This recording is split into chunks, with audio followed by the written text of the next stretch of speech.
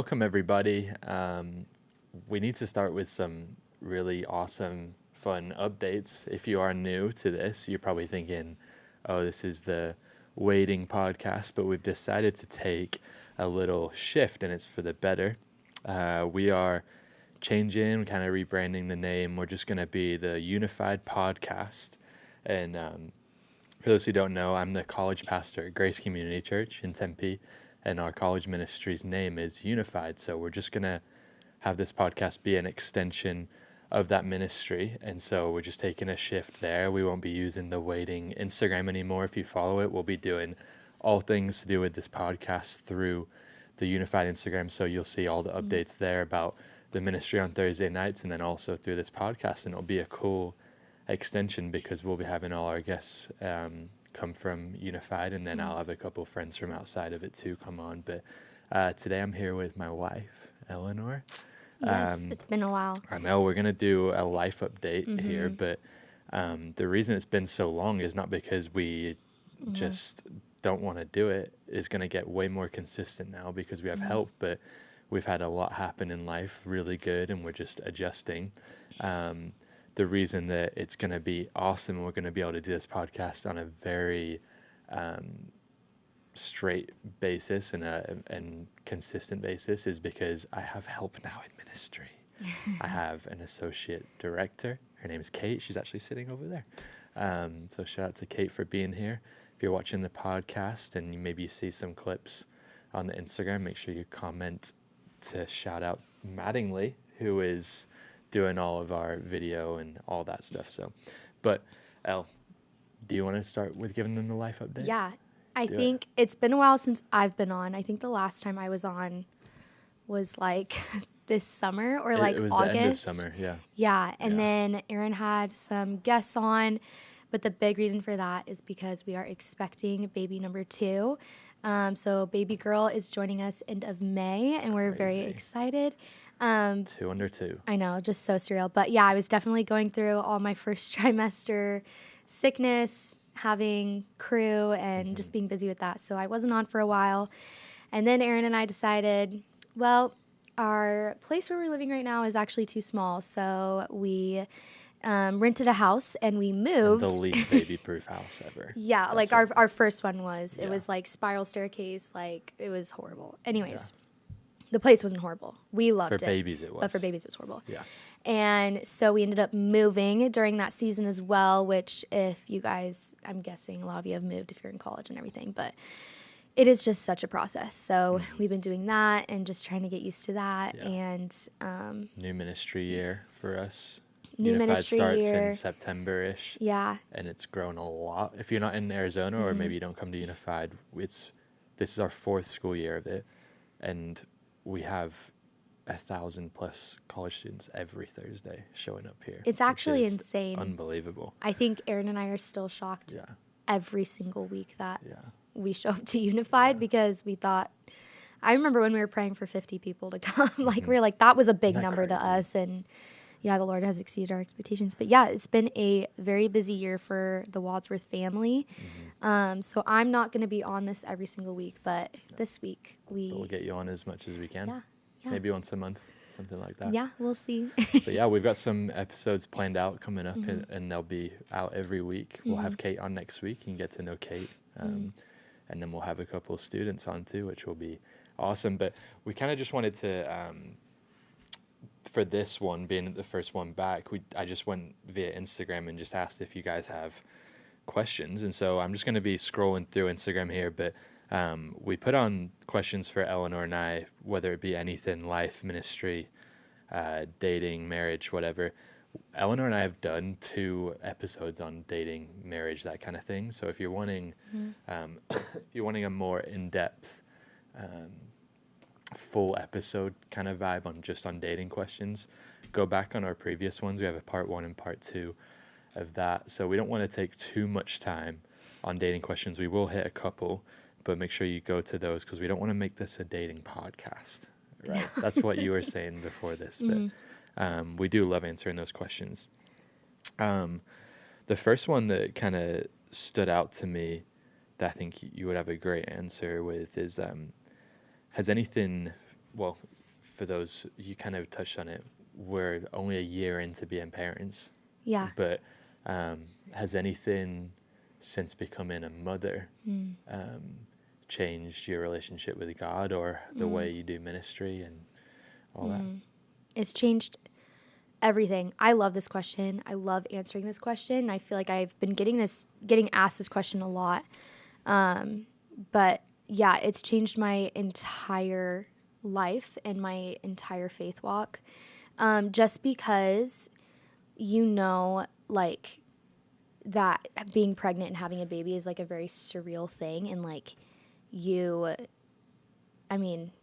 you're a Christian, it comes from God. And I always thought that, I always knew that. I was like, yeah, like God created us in our mother's wombs and whatever. But when you go through pregnancy and when you experience that, and then when you go through labor and childbirth, there is like a different level of closeness that I felt with the Lord during that time, because it seems impossible. Like, it just seems like there is no way that this could have occurred without the Lord. And so that was a big thing for me, and just feeling a closeness to God.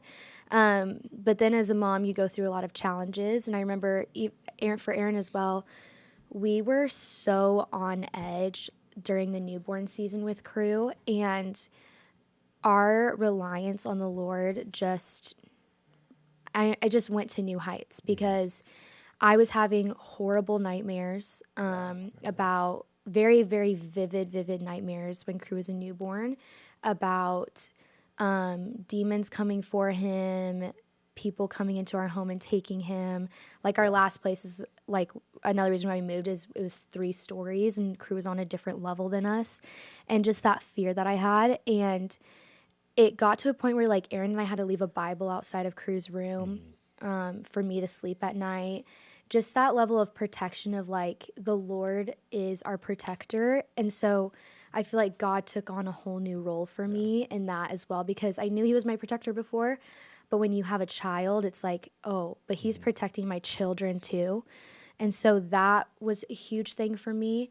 And then processing being pregnant again so soon was like, Lord, what are you doing? Because I have so many friends struggling to get pregnant, struggling with pregnancy. And I was like, Lord, why me? Because I've been praying for all my other friends to be pregnant, and I'm pregnant so soon. If you guys don't know, Crew just turned 1, and so our kids are going to be 15 months apart. And so that was like such a time for Aaron and I to process, like, wow, we're about to have 2 under 2, which we never could have imagined. And now, like, it is such a blessing. We're literally over the moon excited about it. But that first season of it was like really, really hard for me to process. And so it was just this season of relying on the Lord of like, no, this is such a blessing. Every baby's a miracle and a blessing. And so relying on that as well. But then in serving, and we both work at the church, like, the people who have showed up for us to help us with Crew, Crew lives here. Like, he's literally in the nursery here right now with Ashley. Like, he's the ultimate pastor's kid. And so for us, it's like navigating that as well, and just praying that Crew finds the Lord himself, and not because Aaron and I work at the church, but because he wants to know the Lord. So that's been a season as well of like, I'm in prayer for that like, Lord, let Crew get to know you because he wants to. Like, I want it to be his decision, and I don't want him to feel like because we work for the church. Anyways, I know that was a lot, but it's been like different seasons. The nightmares thing, because even before Crew, a lot of spiritual warfare that you would face was always in your dreams. Yeah. Which is really real. Like, you it wasn't just, oh, I had a bad dream. Like, you felt very much like you were being attacked, and that was like really hard. But in a weird way, I've been really thankful for those moments looking back, because what it created was times before we were going to sleep, and it was like you were scared to fall asleep, and it forced us as a couple to pray before we go to bed, to leave a Bible outside of Kurt's room and just pray over our house and pray over your dreams. And it was really special for that sense of like spiritual intimacy for you and I and with Crew. For me, fatherhood is, in terms of what it's done for me in changing ministry, like, I'm glad you ended with that Crew is always here, that he's living at church, because for me, I'm kind of reliving my childhood through him. And he's only one, so he has no idea what's going on right now anyway. But for me, I'm like reliving that. Wow, I remember now, like, that I was always at church. I was at everything that my parents were leading. We were going to their youth camps, and my mom would have a blanket at the back of the room with all 4 of the kids sleeping on it during the service. And just like the college age students that were like the people that we thought were like the best people on earth that we always wanted to be around. And so for me, it's kind of looking back at that, of that it went really well for me. And so I have less fear and anxiety that it won't with him, because of how great I saw it be modeled. And but yeah, I'm just thankful that Crew has so many people around him. He has no idea how many college students have babysat him. He has no idea how many people have held him and all that. So for me, it's been awesome. It's definitely changed my view on ministry in really good ways. And the question specifically asked me how it's transferred into my preaching. My preaching, I think it's just made me a bit more thoughtful, in the sense of that we're all vulnerable people, but it's also changed like my view with myself and God, and how I view Crew as my son, and how God views me as his son. And a lot of preachers would say that same thing, and it's because it's true. But I think that was a really great question. And like, you guys are, if you're listening, you're probably in college, Right. or College age and stuff, and so you're probably not thinking about being a parent, and maybe you are a parent, but like, I think a good lesson to learn from that too is like, God shows up in different seasons of your life, and like a season, I think I had like literally 7 different seasons with the Lord within 1 year. So it's like, you never know, and like your relationship with the Lord changes all the time. So for sure. Yeah, I'm honestly really loving this season, and I think it's gonna get better. I'm less anxious about the next baby, and because I've had a newborn now. yeah. Where when we had Crew, that first newborn, I was like, I don't know what I'm doing here. I learned how to change a diaper when Crew was born. Yeah. Now I'm a pro, you could say. You're nervous about a girl though, aren't you? I am with girls. Yeah. It's gonna be so fun. I look back now, and so many people were like, you guys are definitely gonna have a girl first. You're gonna have all girls. And I had that in my mind. And so when we found out it was a boy with Crew, I was like shocked. But now I'm like, I'm so glad my first one was a boy. Yeah. Like, because Also, he's perfect, so and we're he's the so best. blessed. He's the best. All right, let's transition here to, we could do some dating questions and do them fast. Yeah, let's do a couple. This is the one I want to jump on really quick, is how do you manage leadership in dating? I think that's asking, like, how do you lead a dating relationship, maybe for the guy or whatever, spiritually. I'll speak to that really quick, and then you jump in with what you want to say. You can just cover that one. I feel like you got that one really well.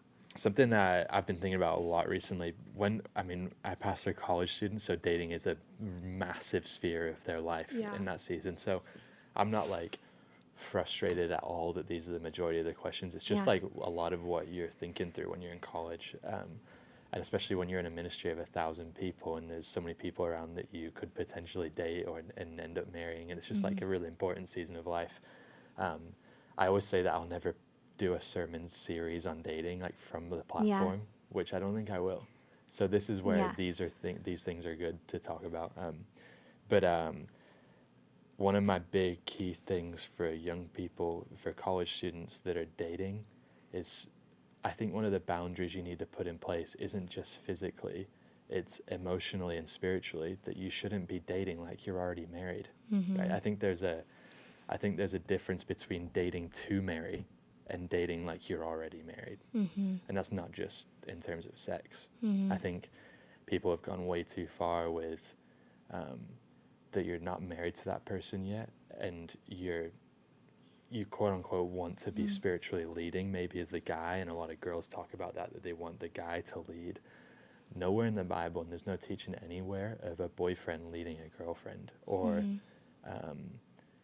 anything to do with that. It's always husbands love your wives, and to husbands lead your household. And so do I think it's important? You mentioned it before we started recording. Do I think it's important that you try and find someone that you can see that they would lead well when you're married? Absolutely. Mm-hmm. But for those guys who are feeling pressure by a girlfriend, potential girlfriend, or by their community around them, that once you start dating someone, Mm-hmm. that if you're a month in and you're not leading them, quote unquote, spiritually, then you're doing it wrong. I would oppose that. You as the girl's boyfriend shouldn't be leading her spiritually. She should be leading herself. And you also want to see in a girl that they can be growing in their relationship with God without you. If it's always just, it's on you, that in our dating relationship, if we're following God together, that just should be happening organically. When you're married, it changes, of like, because you're with each other, you live with each other, you're with each other at all times, except for when you're at work or different spaces or anything like that. So it's, how am I leading a household? Why? Because that household is both of ours, right? Before you're married, your household, meaning your most dwelling place, and you're not with that person as much as you are when you're married. So the whole leading spiritually isn't as important. I'm not saying it's not, but yeah, do things that are going to benefit your relationship when you're dating. Go to church together. Don't be in different churches. Be around each other in the same Christian community. Love each other's friends. But if you're feeling pressure to lead a certain amount of Bible studies with your girlfriend a certain amount of times of the week, then reshape your prioritizing. Like, you should see that your priorities, you should see that the fruit of my dating relationship is coming from how individually both of us are pursuing God. And then you grow closer together and you see, now I want to do it with them in marriage. And then you change in that aspect. That's what I would say. Yeah. Like, when you're dating, you need to lead yourself well, you know? And I think there's a difference between encouragement as well. Like, you can encourage one another. I think people Christians especially, just really overthink dating way too much. Like, you don't need to know if you're going to marry we've mentioned this so many times before, but you don't need to know you're going to marry the person before your first date. Like, that's why you date. And, like, you can go on a few dates and still get to know someone. Like, that's the whole point of it. So I think as Christians, we just put too much pressure on dating itself. And so, yeah, just honestly, just take a deep breath. And I think you'll know what you're looking for when you're dating someone. And if something's not working for you, then, you know, that's up to you. But, yeah. All right. Let's hit on this one quickly. It's a common question for people who are in dating relationships, managing healthy boundaries in the three areas, not just physical, emotional, spiritual. You want to go first? Yeah, that's so good. And it's so hard. And so first off, again, give yourself grace. I think when you love someone, you're obsessed with them. And when I first started dating Aaron, I was so obsessed with him. Like, my friends like nothing mattered. Like, I just spent all my time with him. Didn't talk to my family that much. Didn't talk to my friends that much. Like, Aaron was my life, and he still is. But it was just another level. And, like, it's fun and it's exciting. And so you're learning how to build these. What is it about boundaries? Yeah, but you're learning how on that quick before you skip over to the next part. Give your friends grace when they first start dating someone and you don't see them as much. Yeah. That's just normal. It'll change. It'll change. And they're being around someone, they're just starting to date who they're really excited about, who they love being around, they're getting to know. Stop being like, you started dating this person, now I'll never see you. Well, duh. That's just, it's going to happen. They're just excited. Excited. It'll change. It will adjust. And don't worry, they're going to miss their friends and they're going to come back to you and everything will be fine. But yeah, I think Aaron and I, like, you know, walking through that season, had to build very strict boundaries with one another as well. And, you know, we separated at a certain time at night. We, you know, we're just very, like, realistically, like, you just have to make decisions that are best for your relationship based off of what your needs are. So just to quickly touch on physical, like, we had a time that we left each other. We knew what those boundaries were with each other, and we vocalized that and we stood by that and we encouraged each other in that. And so it can't be one-sided. You can't want to have a boundary with someone and then they're not on the same page, because you're never going to be able to like stick to it. You're always going to cross that boundary. You both have to be on the same page. You both have to be very vocal about it and communicate about it. And so do you have anything to touch about the physical? Yeah, I think don't treat I've heard from young married couples that regret how they were viewing sex when they were dating, that it was just this big bad thing that you don't talk about, you don't think about, you don't even address, and you look at it as this like thing that's in the corner that you should never go near or touch or even think about, talk about.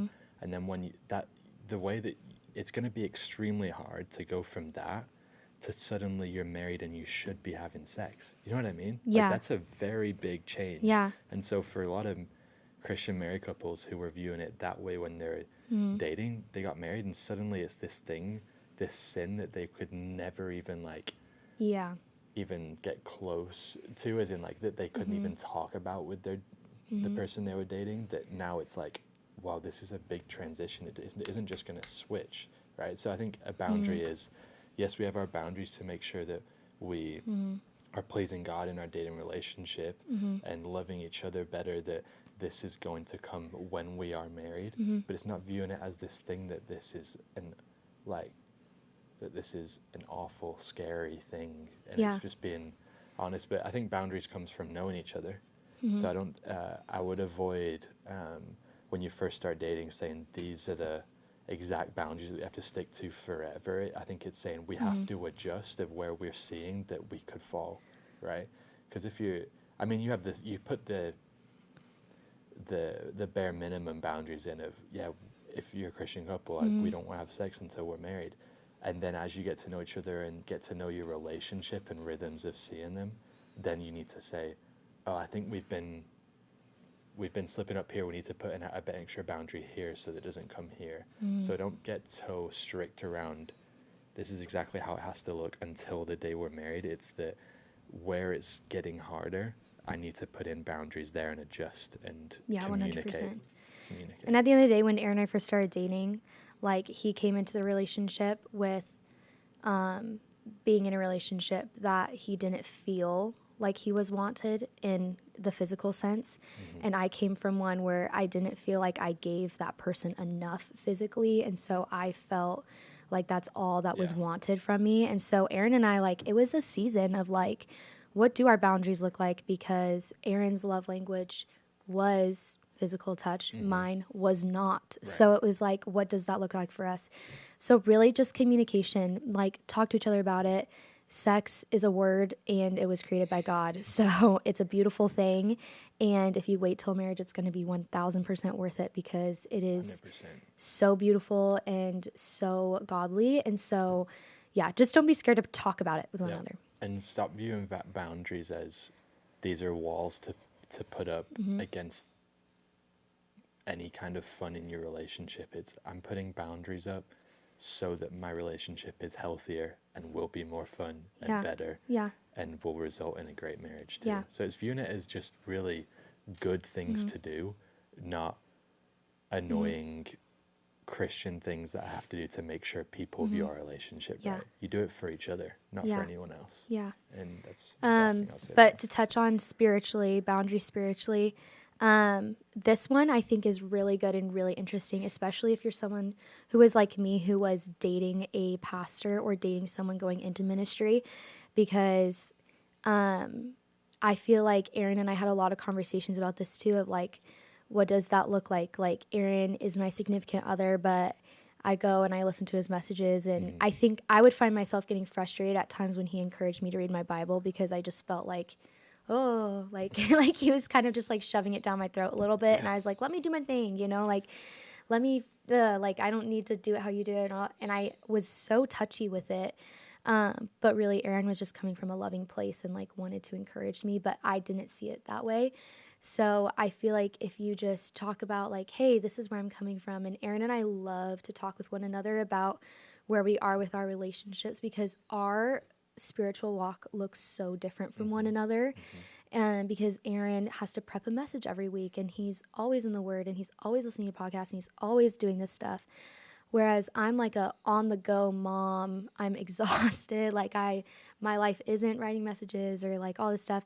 So my spiritual walk looks a lot different than Aaron's, and like how much I don't know. It just looks different. But one, I think it's really cool to have a conversation with your significant other about what you're learning and what you're walking through. And I think that can be really cool. But then also like talking about what encouragement do you need, and what encouragement is not helpful to you. Yes. And that's okay to talk about. Like, it's okay to be like, hey, I actually don't really want to like do a Bible study with you. You know, like I there's been moments where Aaron, like not to, I don't know, but there's been moments where Aaron's like, I'm reading through Luke right now. I really think you should as well. And I'll be like, no, I don't feel like doing that. Like I am reading through this and I'm going to stick with that. And Aaron's like, great. You know, like he respects that. And so I think, again, communication is key in a relationship, but be okay to talk about that stuff. Like you're not a bad Christian if you... Yeah, I think what can easily happen when you're constantly in Christian community is that you see that things are meant to be these cut and dry methods that are inchangeable. Like you have to do it that way. That even when you're married, you have to have Bible study together a certain amount of days a week. Let's just free some people from it if they're even feeling it in dating. You and I don't do Bible study together. No, we don't even journal or read the Bible at the same time together. No, we do it at separate times. Yeah. We pray with each other. Yeah. And we are spiritually intimate in the ways that we talk about what we're struggling with God, what we're growing in God, and that we have those conversations when we're on dates, when we're having dinner together at home, when we're just hanging out. But there's it's why is it so basic that I have to do it at the same time? It's spiritual intimacy in a relationship is that we're on the same page, that we communicate, that we encourage each other in our faith when we're struggling, when we're celebrating. And that doesn't have to look like at the same time every day you and I both have to sit down and read our Bibles and journal together. That's not going to happen when life gets really busy sometimes. You have to adjust. And when you're so like, this is how it has to look, you'll get so hard on yourself and so hard on your marriage that it will become really burdensome and not enjoyable. Yeah. So it has to be, this is how it is right now in this season, and that's okay. And let's make sure we're just encouraging each other and praying for each other and trusting each other that we're both growing in our relationship. And I think that's how I lead, is that I'm leading myself, and in that, asking you how you are, and we pray for each other and trusting that. Yeah. I think it's little things too. Aaron and I love to send each other a worship song that's really been on our heart or something and be like, hey, listen to this today, and it really encouraged me. And I love getting those texts because I'm like, I want to know what's encouraging Aaron right now. Like him just sharing with me what he's learning is encouraging to me, you know? And I think that's just really special. And in special. your time of prayer, when you're constantly praying for other people, don't ever stop praying for each other. And when I get texts from Eleanor saying, hey, I just prayed for you. And I'm like, oh, wow, that's actually awesome. It's super encouraging. So, I think that's good. We'll take a quick shift here, and we might go back to another dating question here soon. But someone asked, and it was just a straight Bible question, which I thought was a really good question to ask. This person asked, what are your thoughts on, in quotes, faith without works is dead, which is coming from the book of James. So what I think of it is, yes, it's the Bible. That's what it says. Faith without works is dead.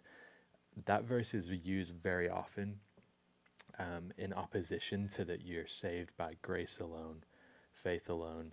And it's saying that, yes, you're saved, but if your works, meaning what you do as a Christian, isn't in correlation to that, or how good you are of a Christian, then it might hinder if you're saved or not. That's not what this is meaning.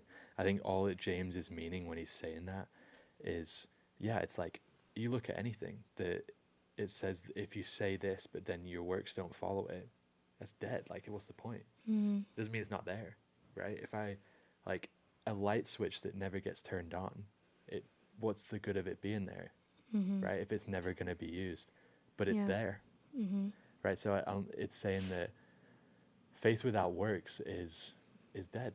Like it's not functioning. It's not doing anything. So James is trying to hint there of that. Make sure that The way that you live your life is following from the faith you have in God, and make sure that what you do pleases God, that you live a godly life, that you are striving to be more holy, to become more like Christ. And so, but if you put it in a ways of, oh, well, my work's good enough, because if not, my faith's dead and I'm going to hell. That's not what it's meaning. It's meaning, let me make sure that my faith in God looks and is alive, so that when people see how I live, they see that my faith is one that is the basis of everything I do. Because then they'll speak of the gospel more. They'll speak of that. If you're around non-believers, they see this person, their whole life revolves around this love they have for God. That means it must be something that might be worth it for me. But if you just say you're a Christian, but then nothing is different about you, then it's dead. It's as good as dead. But it's there. Yeah. You're not saved by your works. You're saved by faith, grace, and Christ's blood alone. But if you're truly saved, you will have works, is what I say. Yeah. So, yeah, that's what I would say to that. Don't get too caught in the debates that come around that verse and trying to deceive you into thinking that you're not good enough to be saved, yet you have to figure it out. That's not what that's meaning. It's just James is just trying to encourage the Christians to live in the faith that they have, not just have it and hold it. There's not a to-do list to be saved, but if you're a Christian, you have a calling, you know? And if you truly, what he's saying, if you truly love God, you will have works that follow it. 100%. Yeah. You're saved by grace alone, but a faith that saves is never alone. That's one of my favorite ways that they word that, is that if you truly have faith in God, it will result in you living a godly life because you love him. That's good. So I think that's what that's hitting on.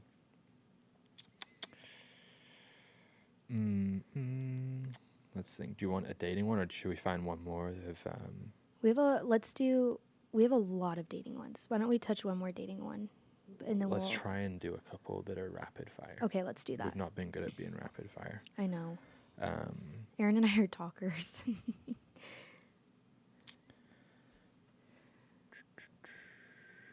We can make it rapid fire too. Yeah. Oh, I can't find it, but I had one that I really liked that said, how do I manage living in a Christian community and a Christian college where all their life feels like it's revolving around dating, but you don't feel like you want to date right now? Just keep doing your thing. Don't sweat. Easy as that. Like, just keep doing your thing. Yeah. Don't feel the pressure. They expanded on it by sending a further DM that was like, I feel like all that I'm ever around and all my community of friends ever, their conversation is always ever about, oh, I want to find a husband, I want to find this, like, I'm going to start dating this person, but I don't know all this, and this person is just like, I don't really feel like dating anyone right now. And her friends are making her feel a bit like weird for that because she's in college. Oh gosh, just... If you don't feel like dating, don't date. Just keep doing your thing. Just be set apart from everyone else, and you know what? Don't stress it. And if your friends if you're one of those friends making your friend feel that way, stop. Like, just don't be like that. Just because someone's not in the season that you're in doesn't mean that they have to be. And guess what? If you're a senior in college and you're not dating anyone, the constant pressure, especially if you're at a Christian college or just around Christian community at your church, is that, oh, maybe you're running out of time. That suddenly to be 23, 24 and not dating someone you're going to marry is really old. And it's just Which silly. is insane, because that's silly. only in the Christian culture, because literally so many people don't get married till they're 30. So it's like insane. It's just insane. take a deep breath, you guys. Yeah. People put too much pressure. That's good. One question I really liked was, I'm about to graduate this semester from college, and I've been looking forward to it my whole college career, but now I don't want to, and I'm scared. Like, the person's just scared to graduate. Yeah. How would you encourage that person?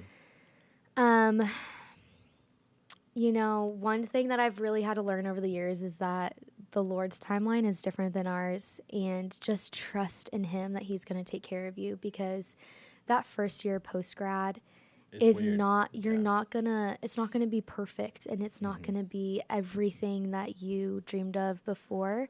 And maybe it is for you, but give yourself grace in this next season and just, yeah, enjoy it too. Just enjoy it. Like this is still such a fun season. The amount of people who, like older people who would want to go back to the season you're in, you know, like there's so many people. So soak it up, and what a blessing it is that you're going to miss college. Yeah, Like awesome. not a lot of people feel that way about college, but it sounds like you've had like a really great college life. And so just enjoy that. And, like practical advice there is in your last semester, right? It's not to be a Debbie Downer, it's just a reality.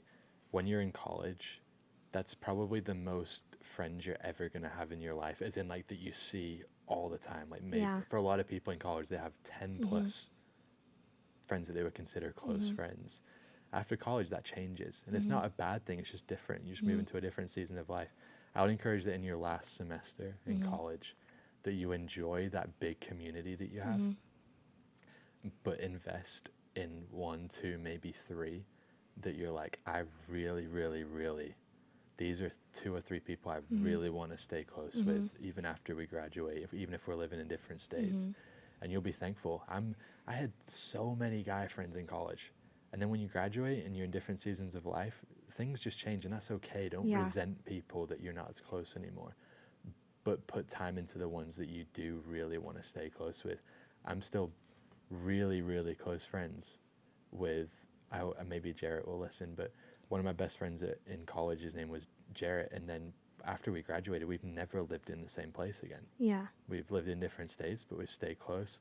We've been at each other's weddings. We text, we call here and there, and there's no pressure on it, but we know that we're still really close friends. Then you gain new friends. Yeah. But I would say wherever you go after you graduate, please, please, please plant yourself in a church, because you will find people. Every time you'll find people when you find that right place. I think something else that I heard that's such great advice that I carry with me all the time is the season you're in is the best season. Like, and that sounds kind of confusing, but the season you're in is going to be the best season. And like, if you treat it that way, then it is. Like, I feel like when you're in elementary or when you're in middle school, at least for me, I was like, I like can't wait to like graduate college one day and like be a mom or whatever. But like then I look back now and I'm like, oh my word, like this year in college was so fun, and like I remember this, and then like our marriage season, our first year was so fun, and I'm thinking about that. But I'm like, or even now, like with a 1-year-old, I'm like, oh, like my newborn season with Crew, I'm never gonna have that again.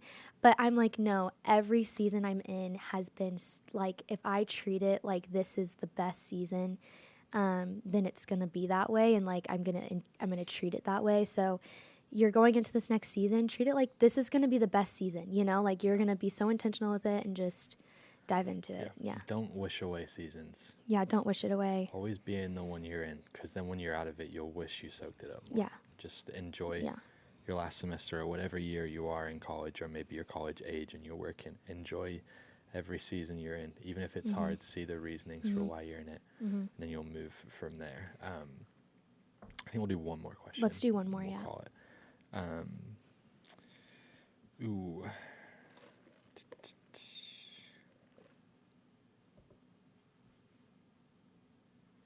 Huh. No pressure on the last one. Yeah, no pressure. For the introverts, how do you find yourself plugging into big community? Great question. Wow, that's a good one. I love that question, because I'm an introvert, because I naturally like to be around small groups of people or just by myself. And that's always been the case, even from for as young as I can remember, and still now. And this is speaking from someone who who leads a ministry that is 1,000+ people.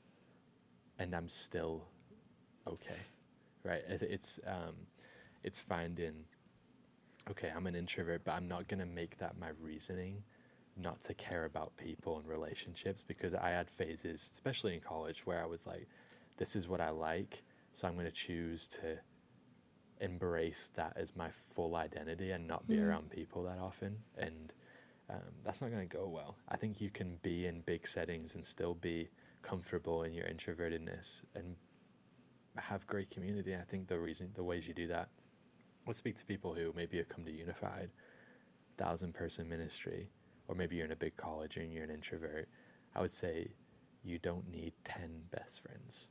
You don't need that. Don't feel pressure to have that.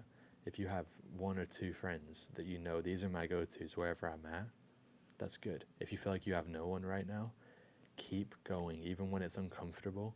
I'm telling you, like, I had moments where I'd show up to big events, big ministries, big things within college events, and I wouldn't want to be there, but I'm so glad that you just force yourself to do it sometimes, and you'll meet someone who is like you, or you'll meet someone who's not like you, but you have common interests, and you'll find friendship. You just have to keep going, and then don't stop thinking I need to get more and more friends.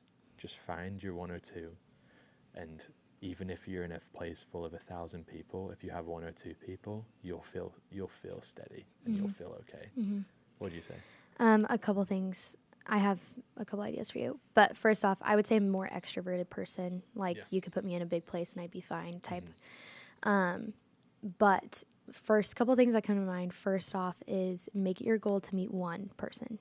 Like, as hard as that is, you don't need to walk up to a group of people, but if you see one person on their own, just make it your goal to just walk up and be like, just introduce yourself, or just try and relate about something, or just make it your goal to introduce yourself to one person, and that could change everything for you. You know, you never know where that person's coming from or who they could introduce you to, or maybe you guys click right away, and maybe you don't. Like, maybe that person isn't great. Next time you come, make it your goal, meet one person. I know if you're talking about Unified specifically, of course, we always have like the New Here area. Take advantage of that. Don't shy away from that. There's a reason it's there. Like, every church has a New Here area, New Here tent, New Here team, whatever. Meet those people, because they're people like you. They're literally there for a reason. My second thing is that Aaron and I always encourage people is people who are struggling with church, specifically, and feeling like they have a church home, or feeling like involved, or feeling included. Start serving. And I know that sounds like such a simple thing, but is there an aspect of church that you really enjoy? Like, maybe you love kids, or maybe you love coffee, or maybe you want to step out of your comfort zone and you want to be a greeter, or who knows what it is. Go ask to serve and be a part of that. So on Sundays, you can fill out a connection card and get involved on our website. Unified, go up, again, talk to someone on the New Year tent, talk to Kate, talk to Aaron, talk to me. You know, talk about what does it look like to serve, because you can easily find community when you're serving with other people. You just bond differently. Something that we're really trying to build with Unified, and something that I make it my mission within ministry a lot, is there isn't certain areas of church serving that is bound to just extroverts, and it shouldn't be. It shouldn't just be extroverts who are the welcome team. It shouldn't just be extroverts who are people on doors greeting people, or on golf carts picking people up, or on coffee. It should be a mix of both of them, because there's a mix of both coming every single week. You don't have to be loud to be a good greeter. You don't have to be very charismatic to be someone who can be a welcoming person. Yeah.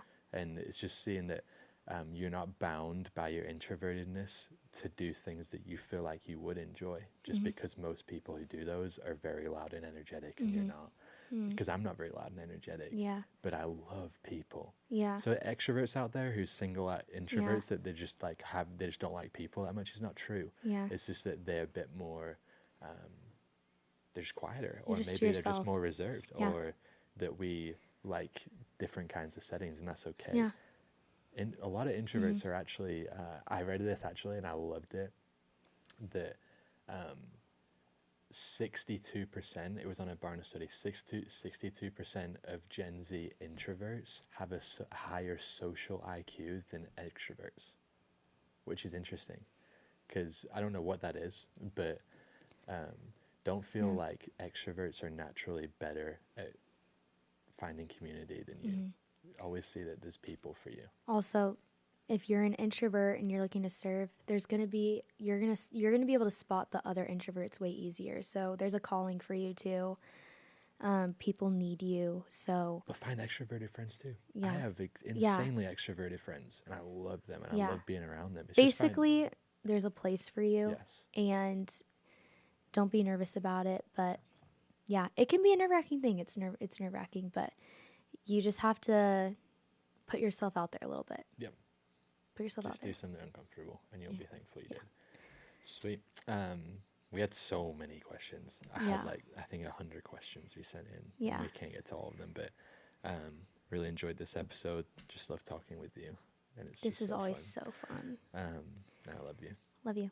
But we're gonna get a really good rhythm going with posting up episodes, and so stay in the loop by following unified.college_ on Instagram and follow us. You can keep up to date with us, and it's going to be awesome. Next week we'll have another episode out, and it's going to be great. If you have any further questions from what our conversations were, feel free to DM either of us on Instagram or the Unified Instagram. We'd love to maybe shoot you a text back on expanding on those questions. But we love this, and we love college students, and we love these types of conversations. So this was the Unified Podcast. My name's Aaron. And I'm Eleanor. This is Eleanor. And we'll see you in the next episode. Have an awesome day.